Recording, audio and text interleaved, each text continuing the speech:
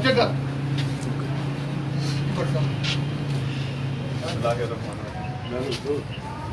अल्लाह के फजल करम साढ़े आज आसम भाई की गालबन 49वीं सालगिरह है 38 हाँ यार फिर ਤੁਸੀਂ ਤੇ ਉਹ ਹੀ ਕਹਿ ਕੇ ਮੈਨੂੰ ਤੁਹਾਨੂੰ ਬੁਲਾਉਣਾ 38 ਹੀ ਵਾਕਈ ਅਗਰ 38 अच्छा माशाल्लाह जी आज आसम भाई 38 के हो गए हैं।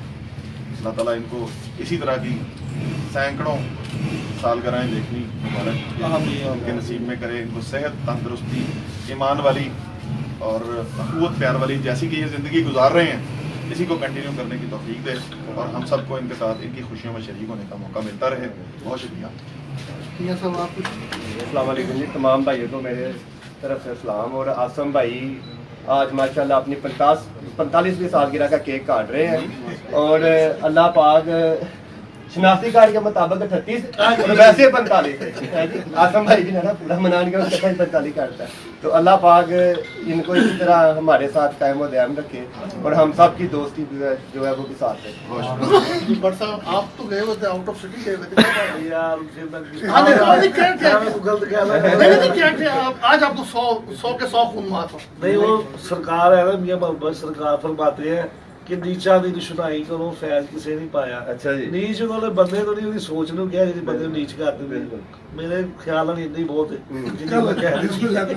चलो जी मैं छोटी सी बात कहना चाह रहा हूँ। लोग कह रहे हैं यार ये आपकी जिंदगी का 1 साल इतना कम हो गया, ये गलत सोच है। उस साल में आप जिए, अल्लाह ताला ने आपको खुशी भी दी है, अल्लाह ताला ने आपको गम भी दी है, बीमारी भी दी है, हर चीज़ दी है। आप शुक्र अदा करें, आप अल्लाह का शुक्र अदा करें और अगले साल इंशाल्लाह अल्लाह ने जैसे फिर इंशाल्लाह हम लोग ऐसी सालगिरह करेंगे। ये मेरी दौलत है, ये मेरी दौलत है, ये जितने आप देख रहे हैं ये मेरी दौलत है, ये मेरे दोस्त हैं। कोई बाहर से नहीं आए हैं, कोई बाहर से कोई आपके दोस्त है, ये फैसल भाई मेरे दोस्त है, ये अपना उमर भाई मेरे दोस्त है, साजिद साहब है, जीशान साहब है, भट्ट साहब। वो अलग बात है कि भट्ट साहब नजर नहीं आते लेकिन आज ये आ गए हैं। बिलाल भट्ट तो आपको पता है अगली पार्टी में आप लोग के साथ ही होगा इंशाल्लाह। ये अजमल भाई हमारे।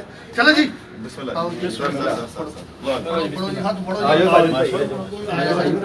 फाड़ना कितने ने बुलाया थे फाड़ना नहीं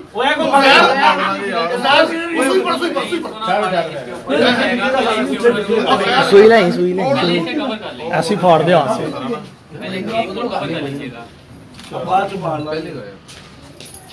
चलो जी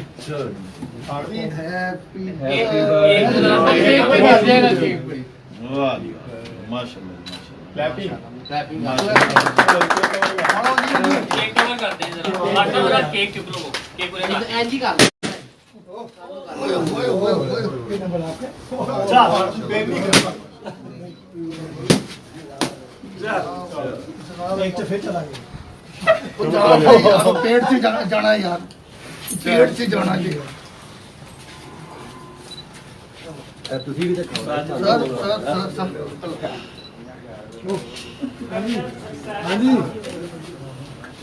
और काट लो ना।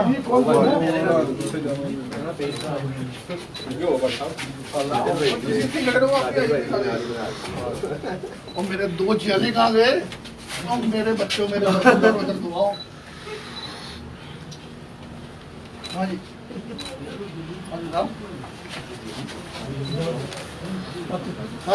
आप लोग कहाँ हैं?